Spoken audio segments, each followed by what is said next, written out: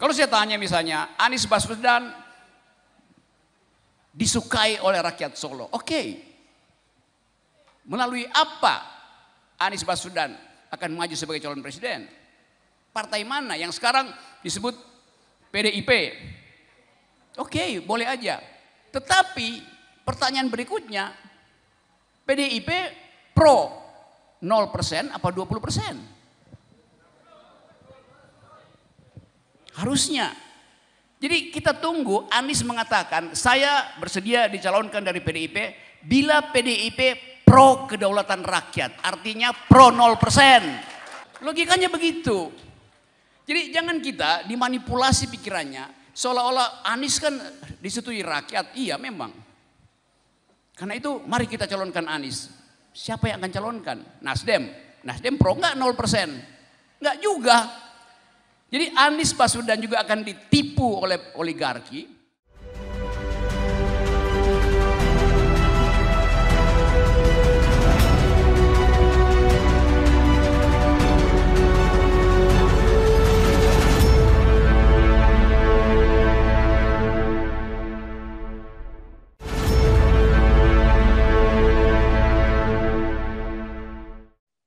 Assalamualaikum warahmatullahi wabarakatuh. Kembali berjumpa dengan saya Ismail Arif dari Forum News Network.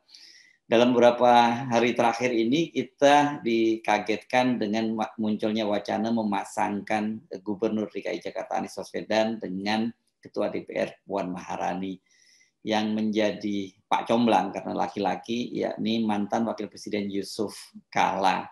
Bagaimana prospek dari pasangan ini? Nah, sebelum melangkah terlampau jauh, ini Bung Rocky Gerung mengingatkan bahwa mau dipasangkan dengan siapapun Anies Baswedan itu ada satu syarat bahwa kita harus mendukungnya. Kalau kita akan mendukung, yakni dia harus mendeklar apakah dia setuju tidak dengan presidensial threshold 0%.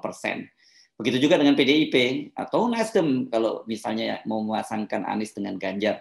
Apakah Nasdem dan PDIP juga sepakat dengan PT 0%? Jika tidak dan mereka masih saja menggunakan aturan main 20%, ini bisa dipastikan bahwa ini adalah mainan oligarki. Jadi Anies Baswedan juga akan menjadi bagian oligarki dan yang lebih menyedihkan kalau kemudian dia sampai ternyata hanya ditipu oleh oligarki. Oke, bagaimana elaborasinya? Oke, kita ikuti pernyataan dari Bung Rocky Gerung dan ini disampaikan dalam ulang tahun ke-25 Mega Bintang yang berlangsung di Solo kemarin. Saya mesti cari cara supaya keterangan dari Pak Mudik, Pak Lanyala besok pagi bisa jadi gerakan. Mencari keterangan agar supaya besok dia berubah. Saya Rocky Gerung, anggota P3.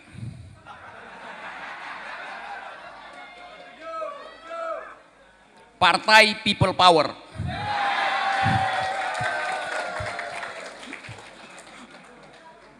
Karena hanya itu yang diharapkan rakyat. Ini ada bahasa Jerman, Rauchen Verboten.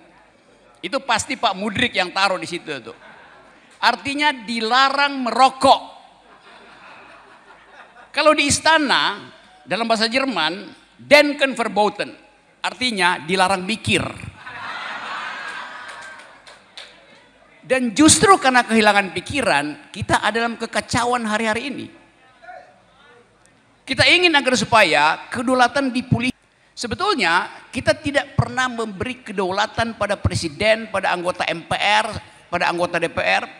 Karena kedaulatan itu adalah nyawa rakyat. Nggak mungkin kita serahkan nyawa itu pada mereka yang sebetulnya kita pilih untuk 5 tahun. Kedaulatan itu lebih abadi dari masa jabatan presiden.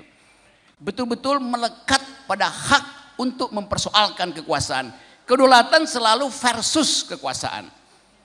Bagian kecil dari kekuasaan itu namanya oligarki. Jadi poin itu ingin kita pastikan hari ini.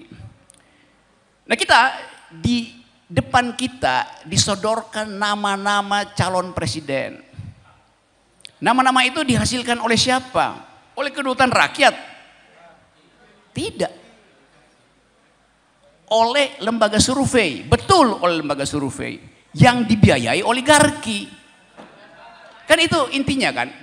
Apa itu kedaulatan rakyat? Dalam demokrasi, kedaulatan rakyat artinya hak setiap orang untuk berkompetisi dari garis start yang sama. Sekarang garis startnya dibikin 20%. Jadi itu yang menyebabkan kenapa kita tidak lega untuk membiarkan politik itu diasuh oleh mereka yang ada di daftar itu sekarang. Kalau saya tanya misalnya, Anies Baswedan disukai oleh rakyat Solo. Oke. Melalui apa Anies Baswedan akan maju sebagai calon presiden? Partai mana yang sekarang disebut PDIP? Oke, boleh aja. Tetapi pertanyaan berikutnya, PDIP pro 0% apa 20%? Harusnya. Jadi kita tunggu Anies mengatakan saya bersedia dicalonkan dari PDIP bila PDIP pro kedaulatan rakyat, artinya pro 0%. Itu jalan pikirannya. Hal yang sama kita akan tagih pada Pak Prabowo. Hal yang sama akan kita tagih pada Pak Ganjar, pada Pak Erick Thohir bahkan. Saya akan pilih, saya akan ajukan mereka untuk dipilih kalau mereka pro kedaulatan rakyat, yaitu 0%. Sekarang yang pro kedaulatan rakyat siapa tokoh-tokoh itu? Saya baru dengar Lanyala. Logikanya begitu. Jadi jangan kita dimanipulasi pikirannya, seolah-olah Anies kan disetujui rakyat. Iya memang. Karena itu mari kita calonkan Anies. Siapa yang akan calonkan? Nasdem. Nasdem pro enggak 0%? Enggak juga. Jadi Anies Baswedan juga akan ditipu oleh oligarki karena kita tidak awasi proses politik. Itu pentingnya kita awasi proses politik. Jadi itu dasar awal kenapa kita berkumpul di sini. Nah, upaya kita untuk memulihkan kedaulatan rakyat bisa kita mulai dari Solo. Ya.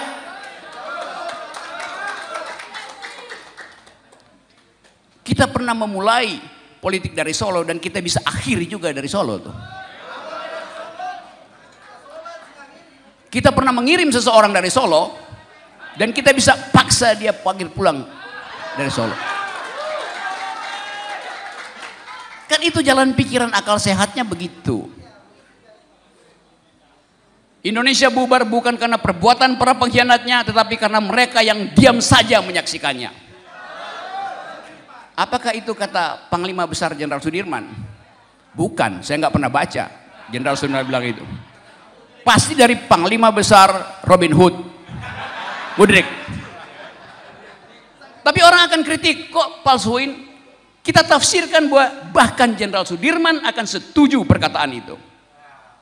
Nggak mungkin Jenderal Sudirman abai dengan pengkhianatan. Saya tahu ini bakal diolok-olok nanti nih. Plagiat. Oh, bukan soal plagiat. Kita punya imajinasi bahwa kita panggil para pendiri bangsa ini untuk menyetujui pikiran hari ini. Kan itu dasarnya. Anda boleh taruh apa aja dan pastikan bahwa pasti juga disetujui oleh Muhammad Nasir, Muhammad Hatta pasti setuju. Kita bisa ganti-ganti wajah Sudirman, Hatta, Syahrir, Nasir. Karena mereka tersiksa di alam baka sana melihat bangsa ini diporak-porandakan oleh oligarki.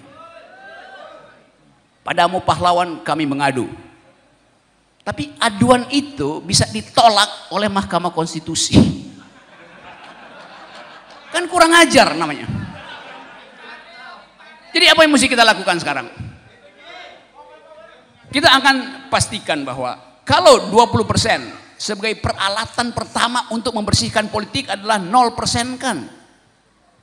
Kalau itu ditolak, maka betul bahwa kita semua akan jadi anggota P3. Partai People Power.